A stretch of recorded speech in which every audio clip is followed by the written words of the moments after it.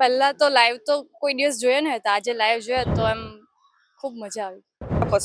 પશુઓ છે એની અંદર અમે ફુવારાની વ્યવસ્થા કરી છે. પ્રાણીઓ પર ખુશ છે, સહેલાણીઓ પર ખુશ છે.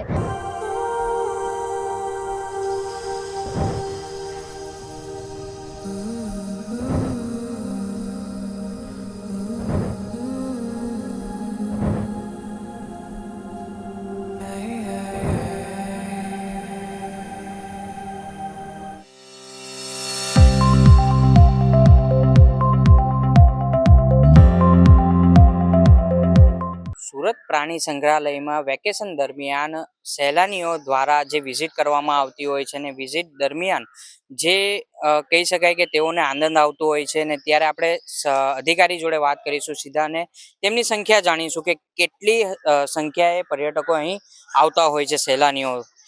સુરતમાં મારું નામ હિના પટેલ, હું સરથાણા નીચેપાક તરીકેમાં ઝૂ તરીકે ફરજ બજાવું છું. હાલમાં સુરત મહાનગરપાલિકામાં જે પ્રાણી સંગ્રહાલય એક સહેલાણીઓને ફરવા માટેની ખૂબ જ સારી જગ્યા છે. દર વર્ષે દર ફાઇનાન્શિયલ યરમાં આપણે ત્યાં પ્રાણી સંગ્રહાલયમાં 9.5 લાખથી 10 લાખ જેટલા વિઝિટરો પ્રાણી સંગ્રહાલયની મુલાકાત લે છે. આમાંથી આપણને સુરત મહાનગરપાલિકાને લગભગ 2,58,00,000 જેવી ગયા વર્ષે પણ આવક થઈ છે. એટલે ઘણી સારી સંખ્યામાં વિઝિટરો અહીં વિઝિટ લેતા હોય છે. આ ઉપરાંત આપણે પ્રાણી સંગ્રહાલય સેન્ટ્રલ ઝૂ ઓથોરિટી આધારિત પ્રાણી સંગ્રહાલયમાં એનો સમાવેશ કરવામાં આવ્યો છે. હાલમાં આપણી પાસે 57 પ્રજાતિના કુલ 490 પશુ પક્ષીઓ રાખવામાં આવેલા છે, જેની અંદર પ્રજાતિ ઘણી એક્ઝોટિક બર્ડ્સ અને વાઘ, સિંહ, રીંછ જેવા હિંસક પ્રાણીઓ પણ રાખવામાં આવેલા છે.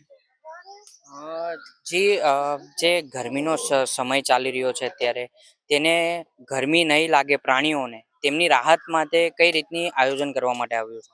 હાલ દિવસે દિવસે ગરમીનો પારો જે ઉપર ચડી રહ્યો છે, જેને કારણે માણસો પણ ઘણા હેરાન થાય છે. એના માટે આપણે જે કેપ્ટિવિટીમાં એનિમલ્સ અને બર્ડ્સ રાખ્યા છે તેઓ પણ હેરાન થાય છે. એમના માટે અમે અહીં વિશેષ વ્યવસ્થા કરીએ છીએ, જેવા કે વાઘ, સિંહ, રીંછ જેવા પશુઓ છે એની અંદર અમે ફુવારાની વ્યવસ્થા કરી છે. ઈમુ અને ઓસ્ટ્રીચ જેવા પક્ષીઓ છે એમને દર 2-3 કલાકે નવડાવવામાં આવે છે. આ ઉપરાંત પક્ષીઓમાં પણ ફુવારાની વ્યવસ્થા કરવામાં આવેલી છે. આ ઉપરાંત એ લોકોને ઉનાળાની ઋતુમાં ડિહાઇડ્રેશન ના થાય અથવા લૂ ના લાગે એના માટે અમે ખાસ કાળજી લેતા હોય છે. એ લોકોના ખોરાકમાં અમે કે પાણીમાં અમે ઇલેક્ટ્રોલ પાવડર આપતા હોય છે. આ ઉપરાંત જે ફ્રૂટ ખાય છે એ લોકોને અમે ખાસ જ્યુસી ફ્રૂટ ઓફર કરતા હોઈએ છીએ, જેથી કરીને એ લોકોના શરીરમાં પાણી જળવાઈ રહે અને એ લોકોને ડિહાઇડ્રેશન ના થાય અથવા લૂ ના લાગે. જે પ્રમાણે જે અધિકારી દ્વારા જે જણાવવામાં આવ્યું, બીજી તરફ હું તમને બતાવવા કે મોટી સંખ્યામાં જે અહીં વેકેશન દરમિયાન જે પર્યટકો છે, જે સહેલાણીઓ છે તેઓ દ્વારા અહીં આવવામાં આવ્યું છે. ત્યારે આપણે જે એક સહેલાણી છે તેમની સાથે સીધા વાત કરીશું. જી, તમારું નામ? એસના પટેલ. વેકેશન દરમિયાન તમે અહીં ફરવા માટે આવ્યા છો, શું કહેશો? કઈ નહીં, વેકેશનમાં અહીં ઉનાળામાં બહુ સારું લાગે છે. અહીંયા ઠંડક છે, પ્રાણીઓને પણ ફુવારા માટે ઠંડક આપી છે. ઉનાળાની ગરમી અત્યારે તમે જોઈ હોય તો કેટલી ગરમી લાગે છે, પરંતુ આ લોકોને ફુવારો આપ્યો છે તો હવે એ લોકોને થોડી શાંતિ છે, ઠંડક છે, તો એ લોકોને ખૂબ સારું લાગે છે. પ્રાણીઓ પર ખુશ છે, સહેલાણીઓ પર ખુશ છે. બહુ સારું વાતાવરણ છે અહીં. જે બીજા એક પર્યટક છે આપણી સાથે છે, સીધા તેમની સાથે આપણે વાત કરીશું. જે તમારું નામ? મારું નામ ધ્વનિ પટેલ છે. વેકેશન દરમિયાન તમે ફરવા માટે આવ્યા છો, અહીંયાનું વાતાવરણ જોઈને તમને કેવું લાગ્યું? વેકેશનમાં તો જોવા જઈએ તો હાલ ગરમી ખૂબ વધારે છે. એના લીધે અહીંયા એકદમ નેચરલ પ્લેસ જેવું લાગે છે, જેના લીધે આપણે ખૂબ ઠંડક અનુભવાય છે.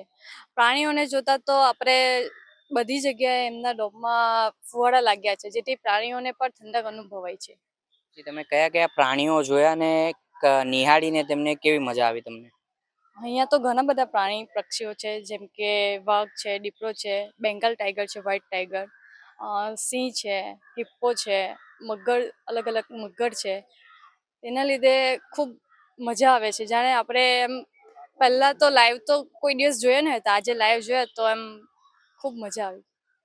બીજી તરફ હું તમને બતાવીશ કે જે વાઘ છે એ હુંકાર ભરી રહ્યો છે ને હુંકારની સાથે છે એ એક બીજી જગ્યાથી ત્રીજી જગ્યા બીજી જગ્યાએ ઠંડક વાતાવરણમાં તે હાલ રાઉન્ડ મારી રહ્યો છે અને ત્યાં એ જ જગ્યાએ જોઈ શકો છો કે ફુવારા લગાવવામાં આવ્યા છે, જેથી એને ગરમીનો અહેસાસ નહીં થાય ને ઠંડીનો અહેસાસ થાય. આ જ પ્રમાણે આખા ઝૂમાં જે છે તે એક રીતે કરવામાં તેમના ગરમીના કારણે તકલીફ નહીં પડે તે માટે જે મસ્ત રીતની સુવિધા અહીં કરવામાં આવી છે. ધર્મેન્દ્ર રાણા સાથે હોટલાઇન ન્યૂઝ, સુરત.